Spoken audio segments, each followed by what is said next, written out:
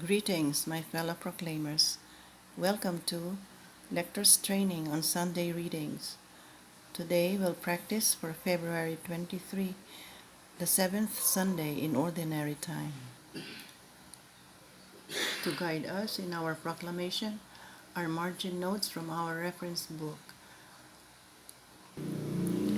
Our proclamation of the first reading should be instructive but compassionate and should call the assembly to assess how they are being holy. Deliver the Lord's instruction to Moses in a conversational tone. Pause significantly here. Offer the instructions on how the whole Israelite community should be holy to the whole assembly before you, making eye contact after each instruction. Allow your voice to be firm and teacher-like, but try not to come across as moralizing or lecturing.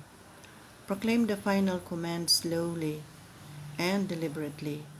Pause before delivering the Lord's self-declaration resolutely and with confidence.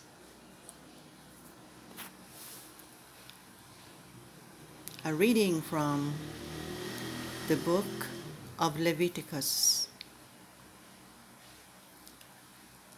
The Lord said to Moses, "Speak to the whole Israelite community and tell them, 'Be holy, for I, the Lord your God, am holy. You shall not bear hatred for your brother or sister in your heart. Though you may have to reprove your fellow citizen, do not incur sin because of him. Take no revenge and cherish no grudge against any of your people. You shall love your neighbor as yourself. I am the Lord.'" The word of the Lord. The second reading tells us that for Paul, one is truly wise if one can boast only in the light of the cross of Jesus Christ. For him, wisdom comes to people who recognize that they are holy because they belong to the Lord, and like the Corinthians, should recognize that they are God's temple. Ask this question with kindness in your voice, gently reminding each member of the assembly that he or she is the temple of God. State this one in an assertive manner, then lower your tone of voice. Here, be deliberate in your proclamation. Pause here before these two quotations. So pause here and here. State this one as with the same tone as you do here. And then proclaim the concluding line of the reading slowly, pausing at the commas to give the assembly time to ponder the relationships Paul defines. Second reading. A reading from the first letter of St. Paul to the Corinthians.